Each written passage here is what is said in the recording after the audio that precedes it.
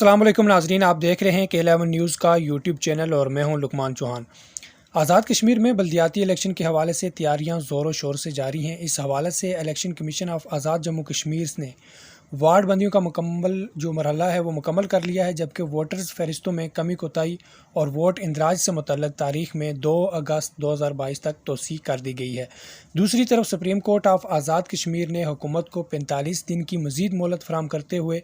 15 अक्टूबर या इससे पहले पूरे आज़ाद कश्मीर में बैक वक्त एक ही दिन इलेक्शन करवाने का हुक्म दिया है, जबकि हुकूमत ने भी इलेक्शन के इनेकाद के लिए इलेक्शन कमीशन को तमाम तर वसाइल फराहम करने की यकीनदहानी करवाई है। इस हवाले से आज हम बात करेंगे ज़िला जेलम वैली की कि ज़िला जेलम वैली के हल्का 6 में इस वक्त सियासी सूरत हाल क्या है। ज़िला जेलम वैली में होने वाली वार्ड बंदियों और इनमें मुख्तलिफ सियासी जमातों की हल्का 6 के यूनियन कौंसिल में पोजीशन से मुतल्लक जो मुजफ्फराबाद डिवीज़न का हल्का 6 है, इसमें 7 यूनियन कौंसल्स हैं, जिनमें खलाना वैली, चिकोठी, चिनारी, सैना दामन, सरा, चकार और सलमिया शामिल हैं। जबकि म्यूनसिपल कमेटी हटियां बाला और टाउन कमेटी चकार को मिलाकर तकरीबन 65 वार्ड्स हैं। इस तरह हल्का 6 में 7 मेंबरान जो हैं वो ज़िला कौंसिल से और 65 वार्ड से लोकल कौंसिल के मेंबरान मुंतखब होंगे। यूनियन कौंसिल खलाना की बात करें तो यहाँ जनरल इलेक्शन की तरह इस वक्त भी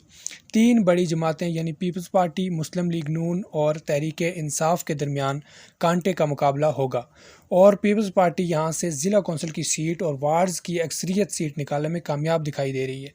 यूनियन कौंसिल चिकोठी में भी सूरत हाल इसी तरह की है, लेकिन यहाँ वार्ड्स में अक्सरियत किसी एक के लिए लेना इतना आसान बज़ाहिर दिखाई नहीं दे रहा, लेकिन पीपल्स पार्टी के हक़ में इसलिए जा रहा है क्योंकि मौजूदा जो वार्ड्स बंदियाँ हुई हैं वहाँ पे सरबन, खाई ग्रां और मोड़ा सादक, जहां पे पीपल्स पार्टी की अक्सरियत है, इन 3 वार्ड्स को भी चिकोठी के साथ मुंसलिक किया गया है। तो अगर इन वार्ड बंदियों को मद्देनज़र रखा जाए तो चिकोठी में भी पीपल्स पार्टी मजबूत दिखाई दे रही है, ज़िला कौंसिल के हवाले से भी, और वार्ड्स बंदियों में भी शायद वो अपनी अक्सरियत हासिल कर सके। चिकोठी के बाद चिनारी में पोजीशन बिल्कुल मुख्तलिफ है। यहाँ 3 जमातों के माबेन कांटे का मुकाबला होगा। मुस्लिम लीग नून भी यहाँ कहीं ना कहीं मुकाबला करती नज़र आ रही है चंद वार्ड्स में।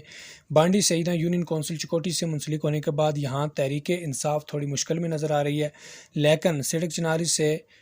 लेकर कुछा तक जो सड़क चिनारी का एरिया है यहाँ पर तहरीक इंसाफ भी मुकाबला करेगी, जबकि जिस्कूल, चुनैया और अमरा सावन के वार्ड से पीपल्स पार्टी भी मजबूत दिखाई दे रही है। इसी तरह यूनियन कौंसिल सैना दामन में तहरीक इंसाफ और मुस्लिम लीग नून दूसरे नंबर के लिए मुकाबला करती नज़र आ रही हैं, जबकि पहले नंबर पर पीपल्स पार्टी मौजूद है। जनरल इलेक्शन के नताइज भी देखे जाएँ तो बिल्कुल सूरत हाल ऐसी ही है, तो यहाँ से पीपल्स पार्टी की अक्सरियत वाज़ह दिखाई दे रही है। इसी तरह चकार में मुस्लिम लीग नून का पलड़ा काफ़ी भारी दिखाई दे रहा है और दूसरी 2 बड़ी जमातें तहरीक इंसाफ और पीपल्स पार्टी जो है वो दूसरे नंबर का मुकाबला करते दिखाई दे रही हैं, जबकि यूनियन कौंसिल सलमिया में मुस्लिम लीग नून का मुकाबला पीपल्स पार्टी से होता दिखाई दे रहा है, जबकि बाज़ वार्ड्स में तहरीक इंसाफ की पोजीशन भी मुस्तहकम है। यूनियन कौंसिल सरा में मुकाबला अगर जमात इस्लामी और मुस्लिम कॉन्फ्रेंस मैदान में उतरती हैं तो बड़ा दिलचस्प हो जाएगा। वोट बैंक तकसीम होकर तहरीक इंसाफ और पीपल्स पार्टी को ऑक्सीजन मिलेगा, लेकिन दिखाई ये दे रहा है कि यहाँ मुकाबला मुस्लिम लीग नून और तहरीक इंसाफ के माबेन होगा। इसी तरह टाउन कमेटी और म्यूनसिपल कमेटी में भी तहरीक इंसाफ और मुस्लिम लीग नून के दरमियान कांटे के मुकाबले की तवक्को की जा रही है।